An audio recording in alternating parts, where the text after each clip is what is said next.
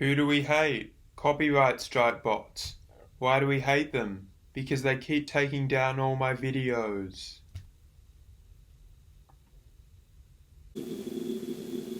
So yeah, I'm sorry about that train wreck of a Melvin's video that pretty much had all my actual reactions to the songs backmasked completely. Um, yeah, it wasn't my fault. I tried to upload it many times. I tried to increase the speed, slow it down and stuff. Nothing would avoid it, so I had to completely mangle the audio in the end. So I'm sorry if it wasn't worth watching, but you still got my reviews after the tracks anyway. So I hope that was alright, and fingers crossed with this video, we won't have any of the same problems. And similar to the last video, we are doing another installment of the Random Album series. Alrighty, so as you can see now on the screen, I have this here random number generator loaded up from rows 1 to 35. I'm sort of in a mood for maybe a hip hop, maybe an electronic sort of thing today. I've had a lot of quite heavy stuff in this random album series so far, with between the Venetian Snares album and those two metal albums that I've had. So in the mood for maybe some hip hop classics, some electronic classics, but knowing my luck, I'll get something completely separate from either of those things. So I'm not really complaining, really. I think all of these are going to be pretty good albums anyway. So with that in mind, I'm ready to go. Okay, so the row of albums, and therefore the genre of albums that I will be picking from today is... No way. Oh my god. Okay, I'm sorry about this sudden cut. My camera just completely fucked up, but what you missed is that I got number 11 on this chart here, which is a Deftones album. It's a Deftones album. It's the Deftones album Saturday Night Wrist, which is an album that I haven't actually heard about, because I've heard about that one Deftones album, White Pony, I think it's called, with that sort of grey cover with the horse on it. But I haven't even heard of this album. But what I have heard is a lot of good things about Deftones. You know, people say they have a bit of an electronic edge to them, which might make them more accessible for someone like me who has, not really little to no experience, but certainly less experience in the genre of metal than many others do. So, I went on this whole spiel before my camera cut out. So, long story short, I'm actually kind of looking forward to hearing this Deftones album. Okay, so I've found the album, I've loaded it up. This is a decent length album, so it's 12 tracks long. For the first time, I think, pretty much ever, in the listening on this, there are no long tracks on this. There are no tracks past, I think the 6-minute point is the longest one here, 6 minutes 1 second, yeah. But there's 12 tracks here, so all of them are a decent length, 45 minutes. So it looks to be about 50 minutes long. That's good. It's a decent length, not too long, not too short. I've no idea what to expect. This isn't the Deftones albums that I've seen in the past, but I have a lot of friends that like Deftones, and I know a lot of people hardcore Deftones fans. So yeah, I'm actually looking forward to this. I guess I sort of know what to expect from Deftones, because people have said they're on the sort of alternative metal side.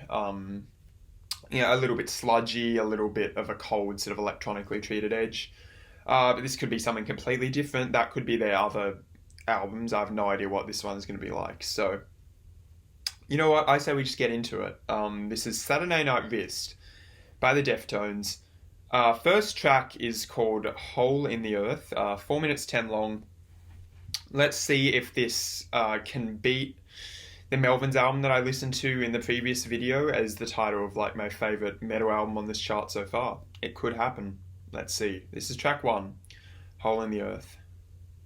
Let's see if I have to adjust the volume. Hopefully not.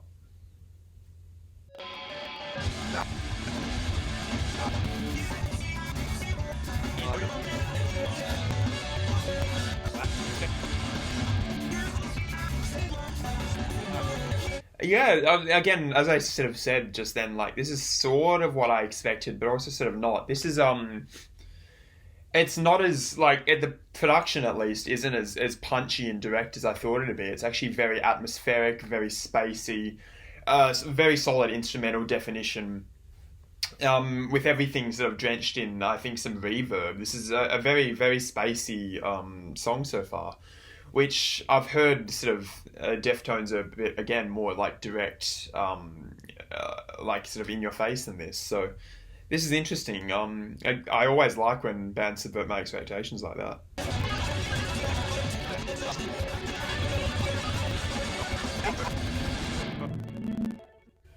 Yeah, okay. That was really different to what I expected. Really, really different to what I expected. Yeah, I mean, that was much more sort of lilting and meditative than I thought it was going to be coming into this. To be honest, in my head, I sort of had a conception of Deftones as like, what's a good example that isn't sort of pejorative? I guess maybe like closer to a Foo Fighters or something than something much more atmospheric, and that was really atmospheric, super spacey, just huge sounding song. That was a huge sounding song. Really, really larger than life. I mean, as I said, you have that opening sort of riff that comes in a bit more towards the end as well, that hints at something more aggressive and straightforward. But the verses and the choruses, the hole in the earth, those bits, with that sort of lilting 6/8 feel that runs through the whole song, it almost has like a waltz-like quality to it, and it has this really smooth, silky feel to it, which I like. Like, I like that a lot, and I didn't expect to be saying that about this album, I don't think. Also, shout out, I have no idea who the singer is. Like, I've absolutely no clue. I don't know anything about this band. I don't know how many members there are, anything. But the singer, I mean, he has a great voice. Like, the tone is super clean on his voice, and has these beautiful soaring high notes that just ring out through the mix. And again, everything is drenched in reverb and stuff, so makes everything sound like 100 times bigger and more grandiose than it would have been otherwise. So I think his voice complemented that track super, super well. Those guitars too, I like how they weren't doing anything super intricate or ultra convoluted. It was quite simple stuff, some chordal work at points, and then just some clean clean sustained guitar lines that I think worked fantastically and sort of contributed to that spacey, almost progressive rock tinge feeling in like the verses and the chorus, at least the the vocal bits of the song. I think that's actually a pretty good metaphor. That reminds me of like a porcupine tree or something from the bit of porcupine tree I've heard, or oh man, even like the tinges of 70s Pink Floyd, like King Crimson and stuff in there. I hear all of those influences in there, which again, I expected to hear more of sort of a 90s classic alternative metal thing going on, or like at least hard rock. And I actually don't know when this album was released. The production sounds very quite modern, so I'm guessing it's like 2000s, maybe early 2000s or something. But yeah, no, it draws from a completely different sonic palette and a completely different set of influences that I would have ever given this band credit for, rather. That actually reminded me a little bit of... There's this one song, I haven't heard the full album, but there's this one song on the Have a Nice Life album, Death Consciousness, Blood Hail, that I think, for some reason, reminded me of that. I think it just occurred to me that that's what that song reminded me of. With sort of the clean soaring vocals and the really spacey atmospherics of it all, with the drenched reverb and stuff. And that's a real compliment. Like that, Have a Nice Life song is absolutely fantastic. So if your band can compare to that, then I think it's on the right track. All right, so that was a really good start to the album. That was really pretty, almost melancholy, real dark and depressed edge to it, which I thought was really interesting. So I'm looking forward to seeing what else the album has in store for me. Track 2 is called Rapture, 3 minutes 26. I mean, honestly, if it continued in that mode of the sort of airy atmospherics and the progressive rock influences, I wouldn't be complaining, honestly. So this is track 2, Rapture. Let's hear it.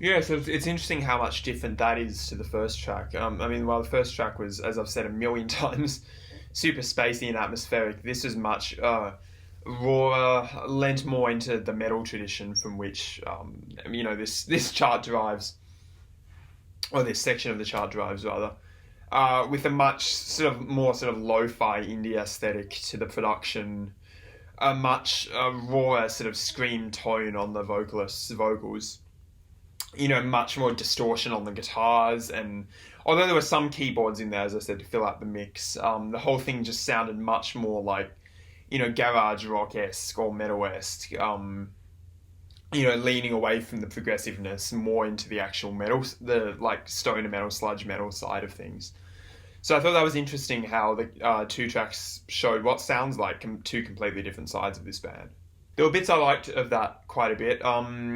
There's that one sort of section that popped up once or twice, was that dun dun dun dun dun dun dun dun dun, where it was like, their drums had this awesome open hi-hat pattern going with the, stop start, quite staccato guitar chords.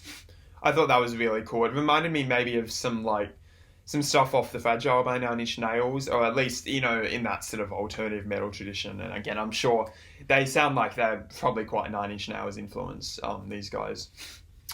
So yeah, I thought that was a good section. On the whole though, I think, I don't know, I just really liked that first track, so I'm not as sold on that style of music, the style of Rapture. Anyway, I'm not really as sold on that style of music for this band.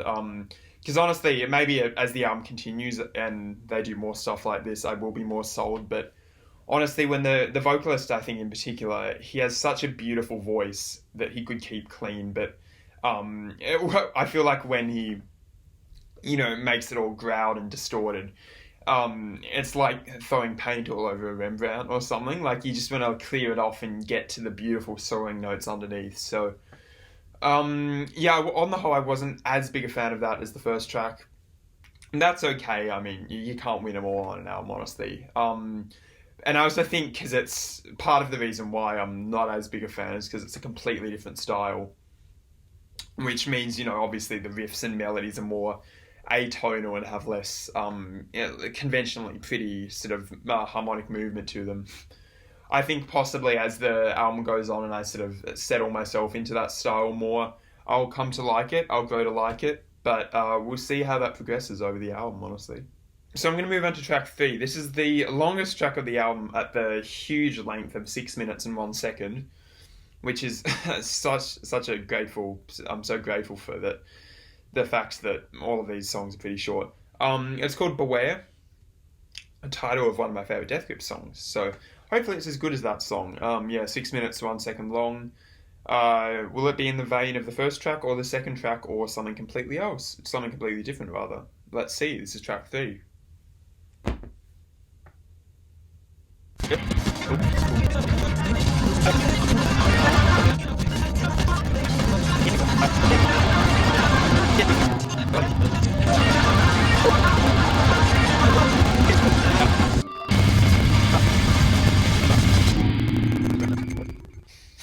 How interesting. No, that was a cool track. I liked that a lot more than the second track. Probably because it was more in sort of the mold in the same vein as the first track, Hole in the Earth. Yeah, no, interesting track. I found it interesting partly because it didn't sort of have a very particular hook or like some instantly distinctive riff to sort of latch onto for the whole thing. It morphed into a lot of different sections with a lot of different sort of emotional resonances to them, and obviously dynamic contrast as well. Like the first minute and a half maybe of the song, which is just gorgeous. Like that beginning was fantastic. Was just the vocalist doing that beautiful soaring high melody over the top of that light sort of guitar and synth work, and then obviously the drums come in later, goes to a much heavier sort of thing. I thought for the most part the vocalist's vocal was fantastic. He just has an amazing voice throughout that, and I thought some of the melodies were really pretty. I don't think he fully maybe took advantage of how beautiful those melodies could have been, because he settled on some weird sort of tense notes at points, which could have been the purpose or could have been the intent, but for me, I wasn't as big a fan of that. And to that note, probably the part of the song I was the least fan of was that section with that sort of weird tense chord movement, like the da da da da da da da. I'm not a big fan of how tense that was for such a beautiful song. I think they could have dialed that back a bit, to be honest, and just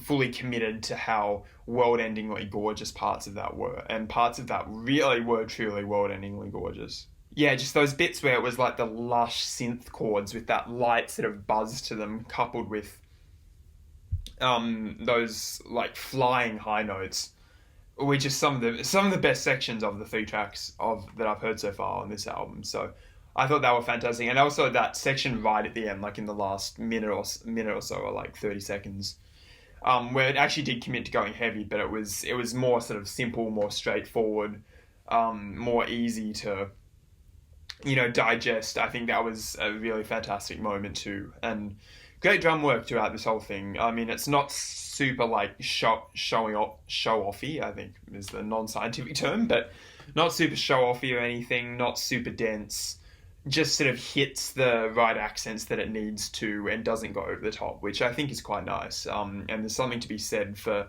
a more sparse, simple style of drumming like that. So yeah, major credit to the drummer. So far, I think he's doing some really great work here. But other than that, for like the 80% of the track that was this really gorgeous, spacey sort of song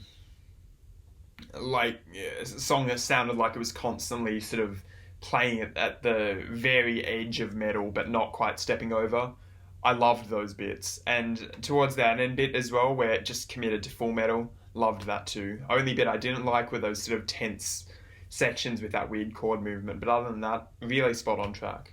Super spot on track, and one that'll probably grow on me in re-listens even more. I don't want to deliver much commentary on the album as it stands so far, because it's doing a lot of things, and it's going to take, I think, a little bit to sort of grasp on like the overall identity of this album. So with that in mind, let's move on to track 4, Cherry Waves rather. On the longer side too as well. I think this is these 2 songs are back to back the longest on the album. 5 minutes 18. Cherry Waves, interesting title. I mean, there's a Fish song I think called Ruby Wave. Oh, that's Ruby Waves. Yeah. Okay, ignore everything I said. But yeah, let's see if the next track falls into a heavier sort of mode or a lighter sort of mode. We don't know until we play it. This is track 4, Cherry Waves. Yeah,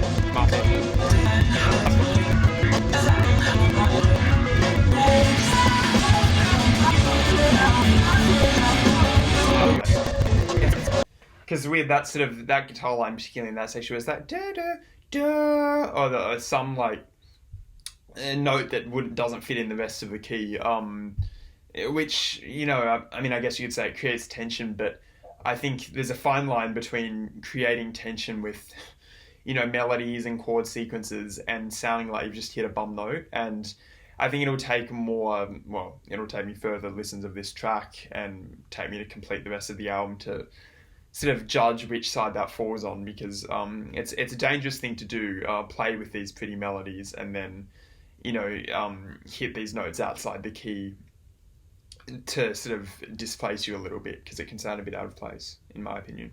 Doesn't mean the track's bad so far. I particularly like that heavy bit in the chorus. Pretty nice.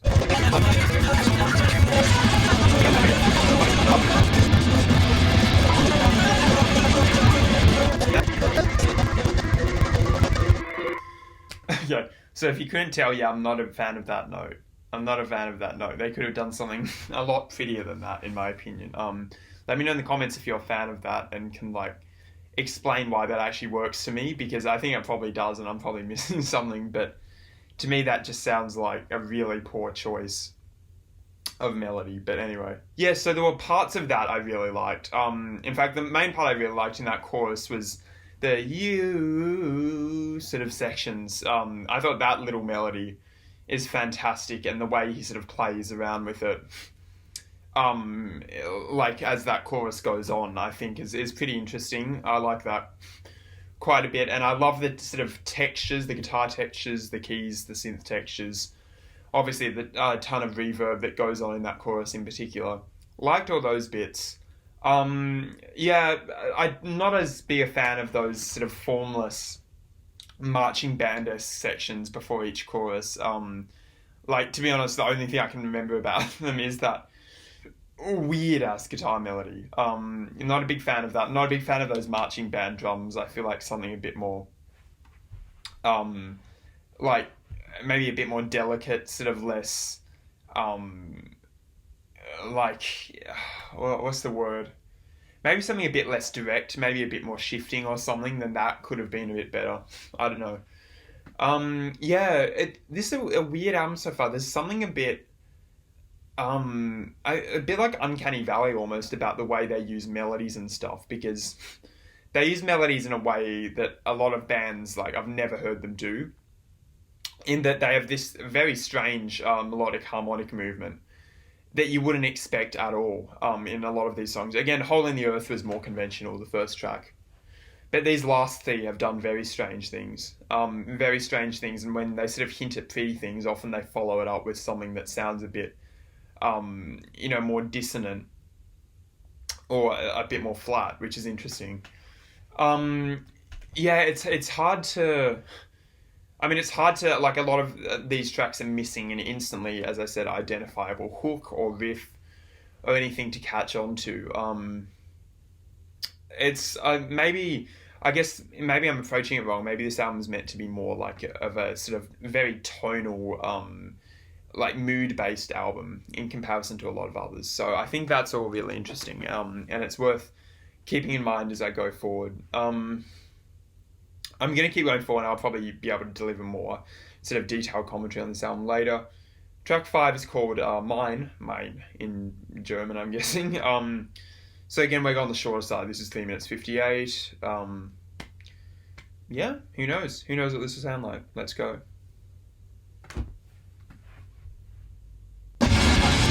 Perfect Zam. Like, oh, just a weird chord change. Should be like or something a bit prettier than that. I don't know. But yeah, this is exactly what I'm talking about with that sort of uncanny valley use of harmony.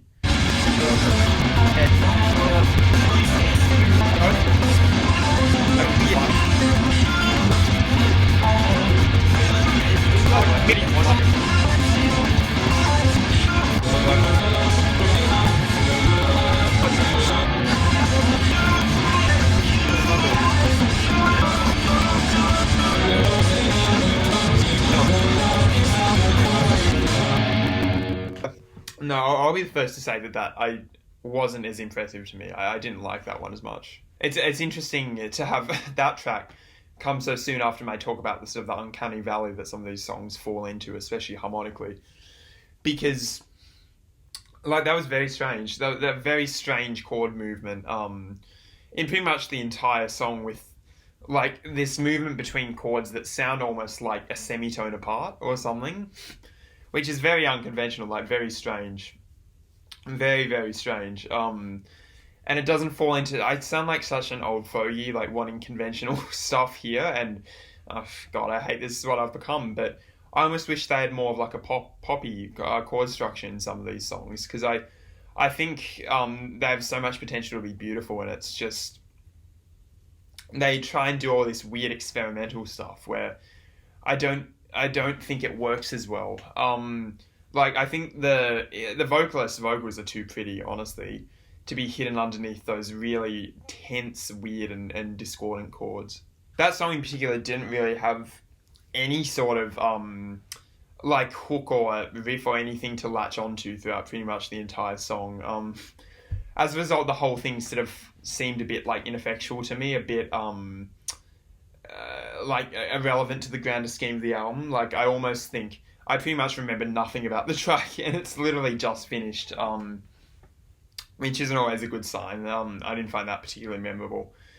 Yeah, I just think that, like, the songwriting, I think it's just this case, like some cases with that Sweet Trip album, I think there were some really amazing cases of some beautiful songwriting that was just hidden underneath production trickery. But here I don't think, like, in tracks like that, I'm not a big fan of the songwriting. Like, I just don't think the songwriting is that inspired or clever, in my opinion, on a track like that. And to be honest, like, that chord movement in particular sounds like it was just plucked out of a hat, which obviously is not a good thing, and it's not something I'm a fan of. So yeah, that wasn't. I'm guessing maybe that might be one of the more, like, quote unquote pleb filter tracks on the album, where it's like you need to sort of be more into the band to, like, fully appreciate a song as dense and weird as that. But to me right now, wasn't as big a fan of that track. So yeah, it's interesting. I mean, I don't like. I actually don't dislike the album so far. And I think there's some really brilliant songs where there's more pretty stuff and more melodies that work really well together, as compared to melodies that don't. Tracks like Hole in the Earth and Beware, I think, are the two main ones. But yeah, that was the first track, I think, track 5 there, that fell completely flat for me. Maybe on a re-listen, it's the sort of track that once I get it in my head, it'll open itself up completely for me. For now, on this first reaction, that didn't open itself up for me, but that's okay, because the next track's going to save it. The next track, track 6, is called UUDDLRLRAB. Oh, it's like a video game thing. Is that like a cheat code or something, or a special move? That's cool. It cuts off after AB and then SEL with the letters. So don't know what the full title is, but this is they're gamers. They like their games. Deftones and they're hardcore gamers. And they're reflecting that in the track titles. So let's see. This is track 6. You do whatever. 4 minutes 13. Let's see what they have in store for us. Hopefully they fix the melody issues.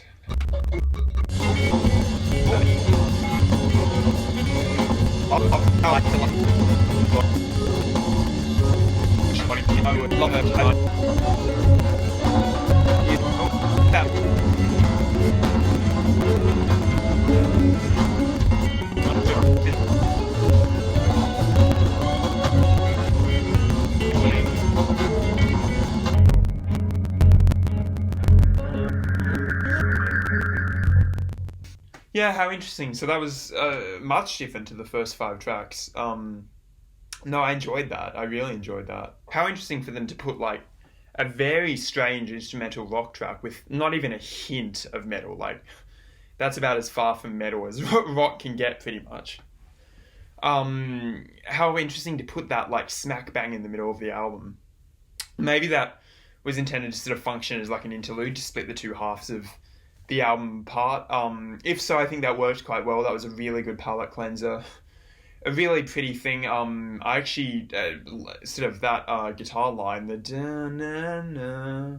At first, I wasn't as big on that, but it sort of grew on me a lot over the course of that track, and I actually quite like the harmonic and melodic movement and the sort of different chordal turns that track took, which there weren't many of them. Like, it was pretty repetitive, but you know what it did. I think it did really well, and I actually think little things like that worked extremely well. Just that light distortion-free guitar line and the sort of throbbing bass, the dun dun dun dun, sort of repeated over and over throughout the track length. I thought that was all quite good, and that's before even saying anything about the drums. Beautiful drum work, produced in a completely different way to the rest of the album. So here it was like pretty much the only major audible element was that ride cymbal just tapping along underneath, under which sort of some snare work was done that was super light and mostly syncopated. Added a nice sort of like river-like flow to the track, in my opinion.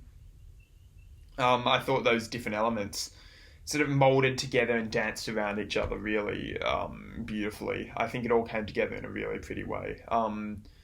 I actually think that's one of my favourite tracks on the album so far. A really nice change of pace, really nice palette cleanser, and sort of makes me excited to see what the album's going to do next. So going to the second half of the album, yeah, I'm interested to see if this is one of those albums that sort of stays in a similar mode for the rest of the album, or if it it does a complete heel turn in the second half. Honestly, I could see it going either way here. You know, perhaps the rest of the album is going to be like that track 6 with the title that I'm not even gonna try to repeat again because it's just too long. Yeah, so we're gonna see with track 7, which is a Greek name. I think Xerces. I don't know. If you speak Greek in the audience and you want to correct me, hit me up in the comments. But I'm just gonna go with Xerces, something like that. 3 minutes 42. So a nice short one. I'm guessing this will be more conventional and not really instrumental. I'm guessing there'll be vocal lines and stuff in that. So with that in mind, let's see what this sounds like. So track 7, let's hear it.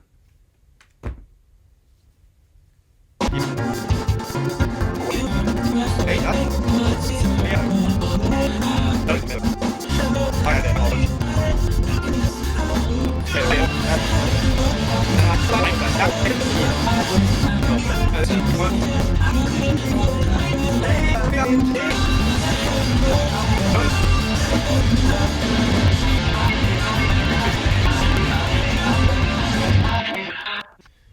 okay, interesting. Yeah, that is something the album hasn't done before, and it does that by having like those verses are like these quite pretty sort of conventional pop major key verses with very conventional chord movement, and I thought those bits were quite pretty. They had pretty much no guitar. It was all sort of these buzzing synths and these light vocals and super super light drums. But of course that went eventually crashing into the chorus, which was much heavier and a bit more garish, which wasn't as big a fan of. Particularly as I said, that one chord just throws stuff up. That third chord in the chorus, not a big fan of that. Its effect was a bit deadened once you sort of like let yourself zone out and sort of tune out a little bit, which I tried to do towards the end and just like let the sound sort of overtake me. But I'm more of an active listener, as you can probably tell. I'm not the sort of person that's like just sit back and let it sort of like be an experience or something. Like I'm more of an active listener looking for things that like really sort of scratch an itch in my brain. So if you're not a fan of that style, this channel isn't probably the best for you. But as an active listener, not a big fan of that some of that third chord stuff. But towards the end, I liked that outro a bit. It sort of dulled those effects a bit. And of course, those verses were really pretty. Not mind-blowing or anything, like not exceptional, but, you know, quite pretty, nice major key goodness, really did the job. I'm trying to think of what, like, the closest comparison I can draw between this band and another band is. It's like on the tip of my tongue, because there are bands this reminds me of, but I can't think. And, like, the closest I've been able to get is Foo Fighters or something. But, that doesn't sound 100% right. So I'll probably get back to you on what I think this band sounds like, because there's something, or maybe I just like know these guys from some, maybe I've heard them before, but I feel like there's some band that's similar to this, and I can't think of what it is. You better watch out, Deftones. I'm coming for your influences. I think probably the strongest part of this album so far is the production, which I think has been universally great so far, and I think for the most, maybe except for Rapture, because that was more lo-fi, but for the most part, I think it really complements what the music's been doing. It brings out the sort of light airiness of some of the best parts of this album. Whoever the producer is on this, I think, really deserves a lot of credit. I think he or she has brought out the best in this band. So track 8 is called Rats, Rats, Rats. No spaces, no anything. Just Rats exclamation mark, Rats exclamation mark, Rats exclamation mark. So the Deftones they're obviously afraid of some rats. They want to bring attention to some of these rats. So let's hear what these rats sound like in this 4-minute 1-second track called Rats, Rats, Rats. Let's hit it.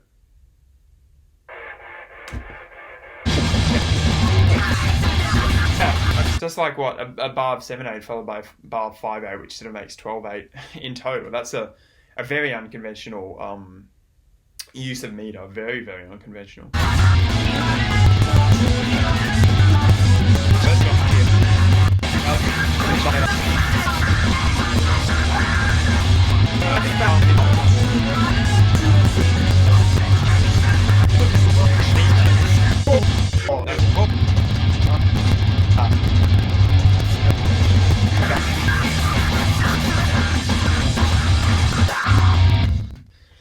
Yeah, one of the things I noticed about this band is I think I noticed a similar thing with some of Tool's songs, but not probably to the same extreme.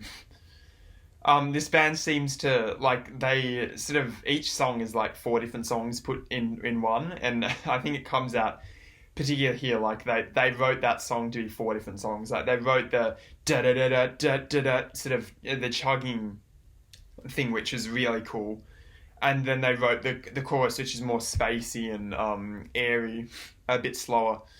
And then that like one bar sort of breakdown section, which was also really cool.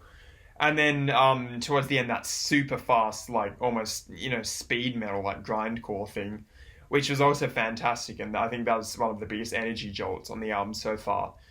The thing is, I pretty much like three of the songs they wrote in that song, but I don't like one of them. I didn't like that chorus. Again, there's always seems to be like one section in most of these songs that I'm just not as sold out on, and that quickly bore me. And for me, it was that chorus because, as I said during the track, I think it like strips away a lot of the energy that the track had so far built up. And like for some albums, a slower, quieter section. I think All Eyes on Oz, the Vector's album that I listened to in one of the past videos. If you check my profile, you can watch it. Like where the slower sections in a lot of those songs sort of worked as something to give the album a bit of room to breathe, a bit of space to, like chill out a little bit. But here I think that just built up all the momentum that was brought upon by that awesome sort of staccato, chugging like verse section with the brilliant screamed vocals and everything. And I liked how direct to the point and punchy that was. And honestly, this is one of those cases where I don't think the like light airy synths with that light sort of buzzing sound and the super light drumming worked as well. I think it again sort of stripped away a lot of the tension, or not really the tension, but a lot of the energy that the song had built up to that point. But man, when that song hit, that song really fucking hit. Like, as I said, that a super short breakdown section, which is like a full-on metal breakdown. Honestly, I don't know why they didn't continue that going on for a bit longer, but that had a lot of potential, and I liked that while it lasted. And then, of course, that awesome section towards the end with the lightning fast drum work, just moving around the toms, doing these like 16th note or like 32nd note fills. I thought that was absolutely fantastic, and again, huge energy jolt, like huge adrenaline jolt, which I think is necessary for me for this point in this album. It's not only the hardest I've like headbanged and grooved along to the album so far, so I thought that was a really fantastic section. I thought most of that track was really cool, except for one or two bits. And while the track didn't really sort of have any like cohesive sonic identity, and as such, I don't think I'd consider it an amazing song or anything. Like, I don't think it was probably the best or most coherently put together song. I think parts of that were just fun. Just like fun as sort of a sound coming out of the speakers, and I liked that a lot. So, yeah, no, that was a really fun track. Rats, Rats, Rats. It gets conditional approval for me. This is track 9 coming up next. On the longer side for this album. Coming up to the end of the album pretty quickly, which is interesting. This track's called Pink Cellphone. It's 5 minutes 5 seconds long. Calling something a cell phone is dated so much. So if you want what's the word, like confirmation that this is a 2000s album, probably there it is. So let's call up the Pink Cellphone and see what Deftones have to say for us. That's the most cringe thing I've ever said. Okay, track 9. We're going to ignore that. Pink Cellphone. Let's hear it.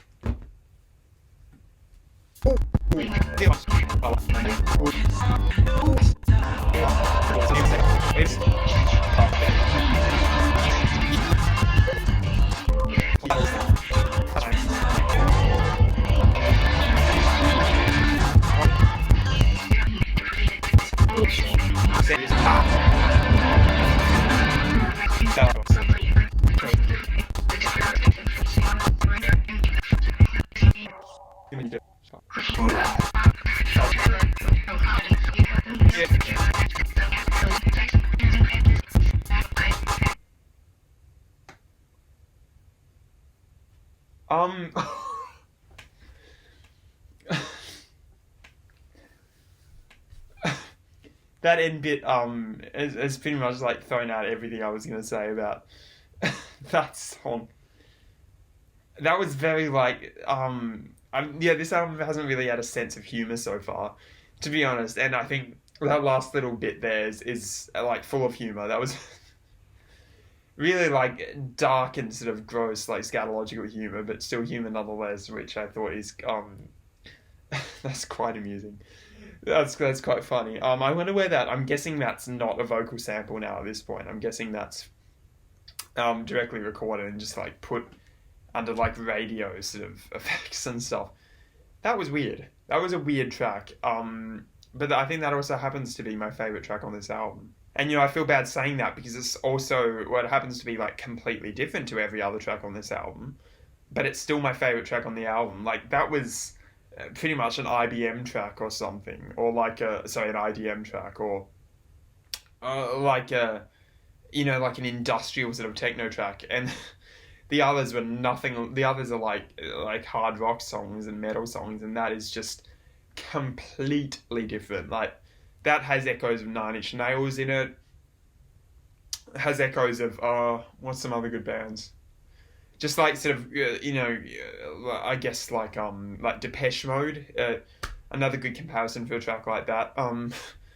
That was like almost purely electronic. The whole thing was rooted around that fantastic electronic beat. Fantastic. It was just so groovy. It had this real bass heaviness to it that really sort of like struck straight here in your core and like made it so easy to groove along to. And I thought that beat was just absolutely fantastic. Really, really good. And then that one synth melody which wasn't used often enough, and I always feel like I have something to criticize about these tracks, but this time it's a good thing. That one synth melody, that burbling sort of synth melody that played out mostly in the left channel, was absolutely brilliant. It wasn't played enough. Really, really fantastic melody. The bits where the vocals sort of came in, like the more melodic vocals, the louder bits, I thought they had this awesome sort of cathartic edge to them. I love how they were produced more sort of indistinctly and more obscured in the back than the actual drum machine and synth work, which is very like direct, unobscured, like with no effects over the top. I like that sort of contrast of those two elements of this band playing off one another. And yeah, that the whole thing was just like a 5 minute long dance party, and it's just like I've said this a lot about a lot of tracks so far that I've heard, but I think this is the most egregious example on any album. Like it is hard to believe that a track as electronic and icy as that is on the same album as a track like Rapture, which is like pure, almost post-hardcore, like lo-fi indie post-hardcore stuff. It's just weird, and that's one thing I do respect this band for. I think they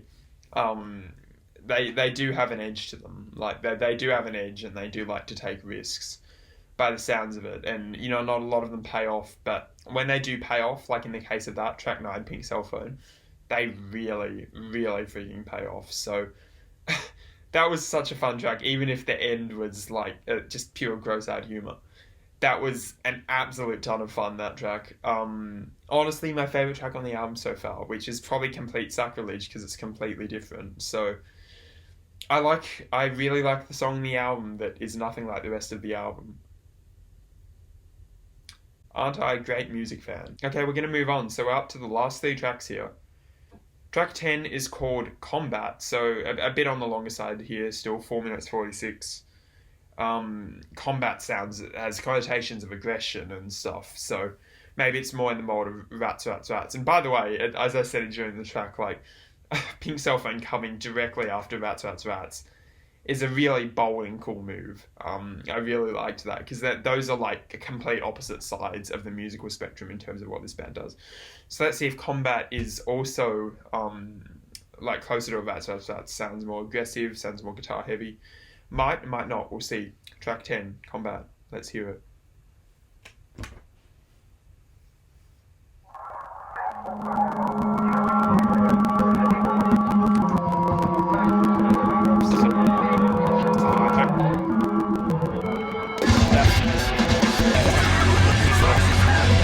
Yeah, no, I was definitely right on those sandwiched Pink Cellphone in between two really heavy tracks and two really evasive tracks, which is quite fun.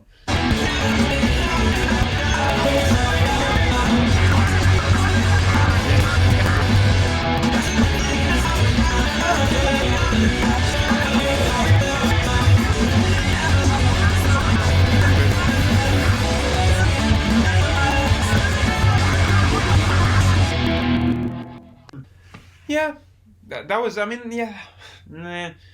Look, that was alright. It wasn't. I think it was just there were no parts of that were like offensively bad, and there were no parts of that I think that were particularly amazing. I think that was probably one of the more like Deftonesy sort of sounding tracks. That sounded a bit more sort of formulaic. I mean, it still fit with that sort of Deftones mold of like a really aggressive one part combined with a much more like a light and airy and atmospheric second part. In this case, the verses were super heavy and there was quite a cool guitar riff. I liked that chordal guitar riff that was a little bit dissonant, but in this case it worked. Then it went into the chorus, which was like had a much cleaner melodies with the da da da da da sort of thing. Didn't think they were as amazing. Not that any of the track was particularly special, but I didn't think they were as amazing. Yeah, not the most memorable track on the thing. I actually don't have a whole lot to say about that. I mean, the production's still great, and the vocalists can still do good things every now and then, and there are some good riffs that come out every now and then, and some pretty energetic moments. But I was sort of right. I predicted pretty well what this would sound like coming after the previous track. And it didn't blow me away, and it didn't particularly disappoint me. It was just somewhere in the middle, which, honestly, I mean, they could do a lot worse than that, but I'm still waiting for something to excite me like a couple of the previous tracks have. So, I'm holding out hope in these last two tracks for something that completely breaks the mold, or if it doesn't completely break the mold, something that's just like a really well-written song, which, honestly, I think this album should have a bit more of. Just really extremely just well composed and well put together fun songs. So let's see if Kim Dracula fills that mold. So this is the shortest track. Yeah, it's the shortest track. These are all pretty similar track lengths generally, but it's 3 minutes 14 long. Kim Dracula, a weird title. Who knows who Kim is? Obviously know who Dracula is. And yeah, shorter tracks, so maybe it'll be on the more energetic side. Maybe it'll be an interlude type thing. Not sure. Let's hear it. Track 11, Kim Dracula. Ba-bam.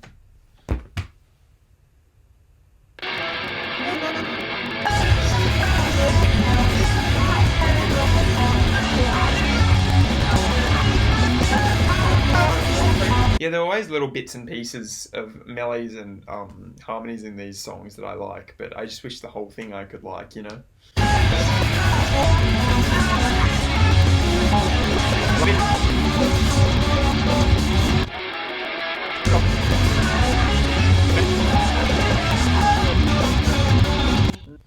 Okay, I mean, so that was Kim Dracula. Look, I think my opinion on that, I think his last two songs haven't been the most memorable songs, honestly. Yeah, I wish they followed up a song as weird and left of center as Pink Cellphone with something equally as interesting. But no, these two last tracks haven't been that interesting. This one, again, a lot of the similar things that I said about the previous track. It's fine, it's decent. There are some pretty decent moments, but it's nothing special or nothing terrible. So it's sort of, in my mind, again, that was sort of in that 6 out of 10 range, maybe, in terms of songs. One thing I did like was that was very, like, it stuck in one sort of dynamic mode the whole time, which I quite liked. I think the album might need some more of that, because honestly, when it shifts between dynamics really suddenly and dramatically, a lot of the times it doesn't work, barring a few exceptions. So I liked how similar that was across the track lines in terms of dynamics. It was quite an immersive track with those waves of synth chords, and the pretty consistent guitar work went through the whole thing, so I liked all that. I thought that was fine. The more I listen to this album, the more I think that, like, his voice is...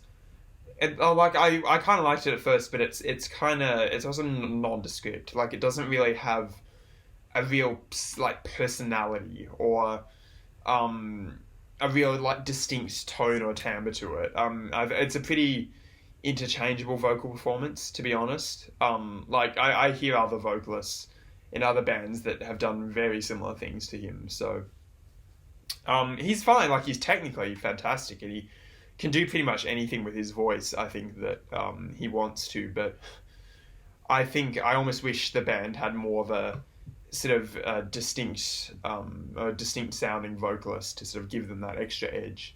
Because as it stands, he sounds like like a bunch of classic like new metal and alternative metal vocalists.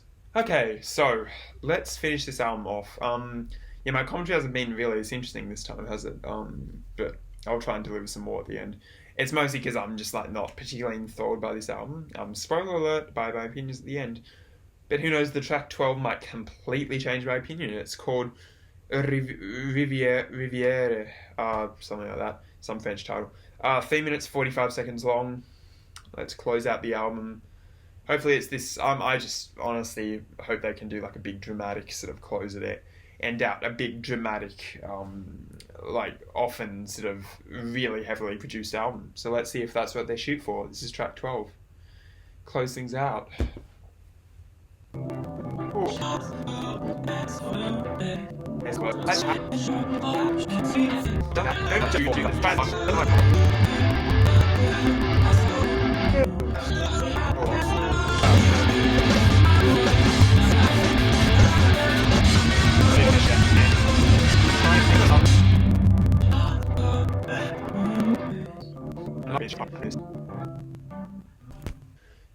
And that's this album done. Yeah, look, I appreciate that track for doing something different.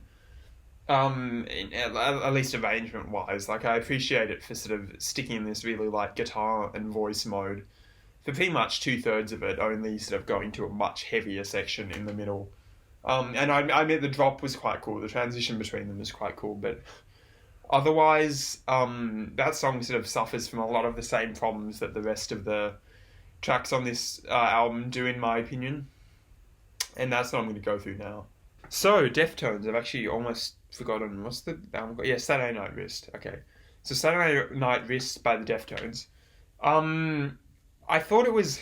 Look, I'm just not 100% sold on their songwriting abilities, I don't think. I like the aesthetic, though, and I think that's one of the biggest... By the way, I don't know if this album is representative of, like, their other material. Like, this could be on this chart for a reason instead of White Pony. Like, White Pony could be much more conventional, and this could be known as their weird album. Like, obviously, I know very little about Deftones or their albums, so I'm not sure. But I do like their aesthetic, and that's one of the strongest parts on this album, in my opinion. I like the production a lot. I love how synth heavy it is. I love how those sort of washes of pads and, effects just go through the mix in the most fantastic way. I think it's extremely well produced, extremely well mixed. I think everything sort of has its place in the sort of audio spectrum in the the mix. I thought whoever the producer is deserves a pat on the back. I think he or she sort of gets the best out of the band, to be honest. And there are moments here and there, apart from outside of like the obvious highlights, which I'll get to later. Like there are some tracks on this that I think are brilliant, pretty much start to finish. But apart from those, I think there are parts on a lot of the tracks where there are some really pretty melodies that come out of the mix, whether it's on guitar, whether it's sung by the vocalist. But then we get to sort of the downsides of this album, in my opinion. And the first one, I think, hinting on that is a lot of the vocal melodies in particular are like few and far between in terms of catchiness. It's not a hooky album at all. It's not an album like with a lot of immediately recognizable guitar riffs or, again, melodies pretty much on any instrument. At least not on first listen. Like there's no song on that. Maybe the first track actually, maybe Hole in the Earth. But apart from that, there are no tracks that are like, okay, this one is really, accessible, and I like that. There are no bits right here like, wow, that riff or that melody is an all-timer. And there are little bits and pieces, but I think they're counteracted by little bits and pieces that aren't just written as well, in my opinion. And that sort of speaks to one of the larger problems with this album, is that they make some weird melodic and harmonic choices throughout this whole thing, both in the melodies and also in the chords. Like I'd say on maybe a good half or even over half of these tracks, there are some chord choices that I'm just a bit like why did they pick that? Honestly, like why did they pick that direction to take the structure of this song? And like I sort of question why they did it. Like I assume maybe it's to build tension, or maybe that's just their style of songwriting. But for me personally, I don't think that worked, and I think they could have done something a bit less dissonant in a lot of places. Because I think the problem is when they do something like that, especially when the rest of the album is relatively, it sounds quite palatable. Like, this is not, I don't think for the most part, a particularly abrasive album at all. It's quite rich and velvety, and it's not meant to like necessarily challenge the listener by the sounds of it to any significant extent. Anyway, I think they could have had some like nice velvety melodic and chordal changes to match the nice velvety production. And I think that would have improved the songwriting a lot. But as it stands, I think that and the fact that a lot of the melodies aren't particularly memorable in my mind lead to songs that just feel a bit underwritten. Like this album has atmosphere in droves. It has tons of atmosphere, but I almost wish the songs were there to complement it. Now I will say, and I'm going to do my top 3 here because like immediately there are 3 tracks on this album that stick out more than any others in my mind. So my top 3, I mean, my number 1, I think it's pretty telling that my number 1 sounds nothing like the rest of this album. Like, it could be on a completely different album. That's Pink Cellphone.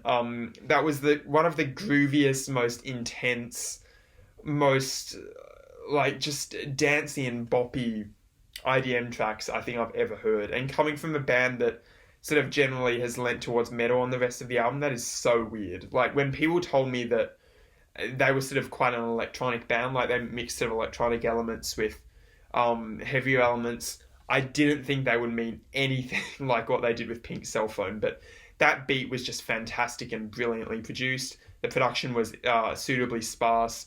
Some of the synth lines in that were fantastic, and that vocal sample or whatever it was weird but kind of funny. So I think that's a clear number 1 for me. And let me know in the comments if they've done anything more like that, because I mean, that's you're going to probably say that that's completely defeating the purpose of Deftones. I might as well listen to like the Pet Shop Boys or Depeche Mode if I want something like that. But let me know if they have other songs like that. I'm here for it. So I think second place has to be the first track, Hole in the Earth. That was the most hooky track on the album. I think the vocal melody was generally quite pretty. There were no off-putting things. I love how the synth and production, the synth and the like pads and stuff washed over the production on that one. I think it was really fantastic. I liked that track quite a bit, and it gave me a lot of hope for the album, which I think was particularly fulfilled, unfortunately, by a lot of what followed. And then third track, I'm going to go with track 6 with the UUDD blah blah blah track title. I thought that was a fantastic little palette cleanser, a trendsetter for the rest of the album, and I liked it was left completely instrumental. I liked how it was left without pretty much any major electric guitar lines. I thought it was put together really well, and I loved the drum work. I loved that little guitar line that underpinned the whole thing. That was a sort of low-key moment. It wasn't bombastic in the slightest like a lot of these other songs are, but I liked it a lot, actually. And so that covers my opinion of this Deftones album. It was, I'd give it a 6 out of 10, I think. Maybe the low end of 6 out of 10. I think it was fine, but it's simply a matter for me of, I don't think the songwriting is as good as it could be. I think it's just as simple as that. And I don't think I've had a complaint that simple about a lot of the other a lot of the other albums that I've covered in this random number generator thing. Like for example, that, the Vector album, the Metal album. I thought that was just too exhausting in how, like, fast it was. But this here, it's just, I think the songs could be better. I think it's as simple as that. It's a similar complaint I have with another album on this chart, Grace by Jeff Buckley. I just think the songwriting isn't as good as it could be. And ultimately, it does pretty much everything else right. So it's a shame, but I'll probably be listening to more Deftones albums in the future, to be honest. And I think that about covers it. Thank you so much for watching. If you want me to do more Deftones reactions, hit the like button, let me know in the comments. Let me know in the comments of any other albums you'd like me to react to. I read all your comments, like all your comments, reply to the vast majority of them.